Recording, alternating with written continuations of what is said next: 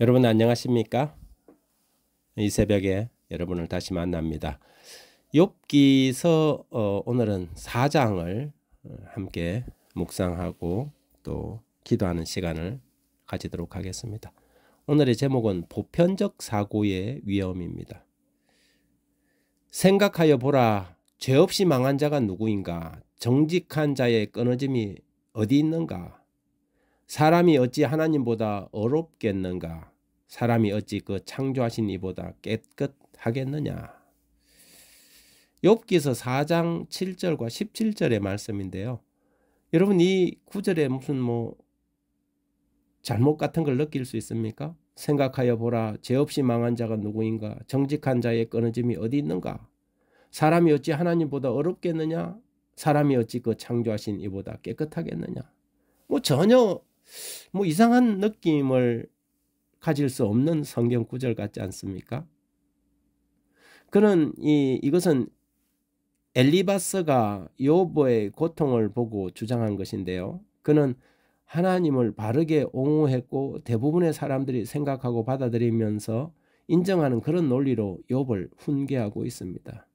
그는 아마 친구들 가운데서 가장 연장자였던 것 같은데요. 예의를 중시하는 동방에서 연장자가 언제나 말을 제일 먼저 하고 권위 있게 하지요.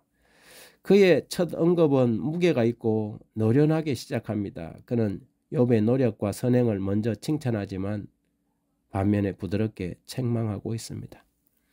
이런 논리로 엘리바스는 욥의 고난이 그의 죄악의 결과라는 이 보편적 사고로 접근했습니다. 흔히 이 보편적 지식을 우리는 상식이라고 부르지요. 보수주의와 근본주의 기독교인들과 다수의 군중들의 그 힘은 이 상식이라는 힘이지 않습니까? 좀 상식적인 이야기를 해라. 이런 표현을 하죠. 그들의 이 상식은 하나님을 이 상식의 하나님을 상식 수준으로 묶어두려는 아주 잘못된 경향이 있습니다. 보편적 생각, 즉 상식은 나쁜 것은 아닙니다. 그러나 상식이 특수성을 부정하고 상식에만 머무른다면 그 상식이란 죽은 상식, 어리석고 우매한 지식이 될 수밖에 없습니다. 하나님은 몰상식한 하나님은 아니지만 그렇다고 상식 가운데 머물러 계신 하나님도 아니지요. 하나님은 상식을 초월해 계시는 초상식의 하나님이십니다. 우리는 욥기를 읽어가면서 엘리바스가 얼마나 어리석은 주장, 즉 사건의 커튼 뒤에서 벌어지는 선과 악의 대쟁투의 내용도 모르면서 엉뚱한 이야기를 하고 있는지 우리는 그 무대의 그 정면에서 보지 않고 위에서 이리 바라봄으로 알 수 있습니다. 엘리바스의 말은 틀리지 않은 것 같은데 우리는 이 욥기서를 다 보고 있고 욥이 고난당하는 이유를 알기 때문에 엘리바스의 이런 주장에 대해서 웃기고 있네 이런 생각이 들지 않습니까? 욥이 무슨 죄를 지어서 그런 건 아니었거든요. 그는 아주 상식 수준의 이야기를 합니다. 어쩌면 우리가 욥의 기록을 1장부터 읽지 않고 욥이라는 한 자연인의 모습을 보기만 했더라면 우리도 엘리바스와 같은 똑같은 주장을 할 수도 있을 것입니다. 하지만 그는 틀렸습니다. 욥은 그의 죄 때문에 고난당하는 것이 아니었죠. 우리는 모든 재앙이 죄의 결과요, 모든 질병이 부절제의 결과라는 결론을 절대 내리면 안 됩니다. 어떤 사람이 암이 걸렸으면 마치 그 사람이 과거에 어떤 부절제적인 어떤 것 때문에 암이 걸렸다고 그냥 결론을 딱 짓고 보는 것, 잘못된 생각입니다. 보편적으로는 그렇지라도 그렇지 않은 경우도, 특수한 경우도 있다는 사실을 우리가 결코 잊지 말아야 합니다. 나는 보수 기독교인들의 보편주의를 정말 우려합니다. 연합, 통일, 조화라는 이름으로 소수와 특수를 배격하고 다수의 힘으로 압력을 행사하려는 그런 실수를 언제나 우리가 저지를 수 있기 때문이죠. 교회에서도 마찬가지입니다. 엘리바스의 설교를 듣는 사람이라면 욥은 영락없이 죄인으로 전락하게 됩니다. 마찬가지로 상식의 이름으로 우리가 저지르는 수많은 죄들로 얼마나 많은 사람들이 상처를 입고 다치며 아파하는지 모릅니다. 우리는 죄악을 용인해서도 안 되지만 상식을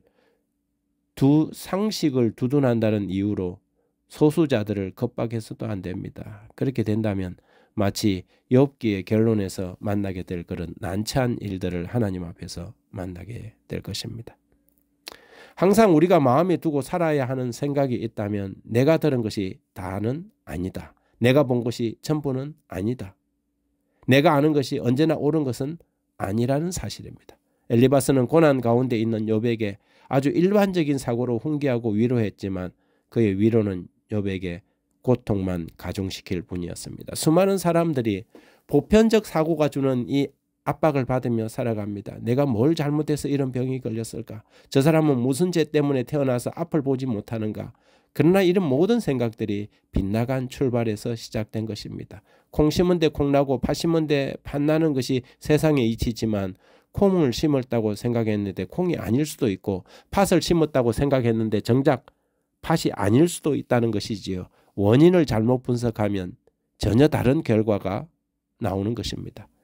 우리 인간은 한계가 있는 불안한 존재라는 절대적 사실 앞에 베드로전서 5장 6절의 말씀처럼 그러므로 하나님의 능하신 손 아래서 겸손하라. 때가 되면 너희를 높이시리라는 명령을 받는 것입니다.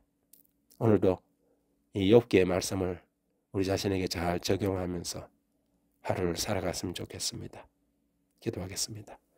하나님 아버지, 다 아는 것처럼 내가 아는 것이 전부인 것처럼 목소리를 높이고 핏대를 세운 어리석은 일들을 회개합니다.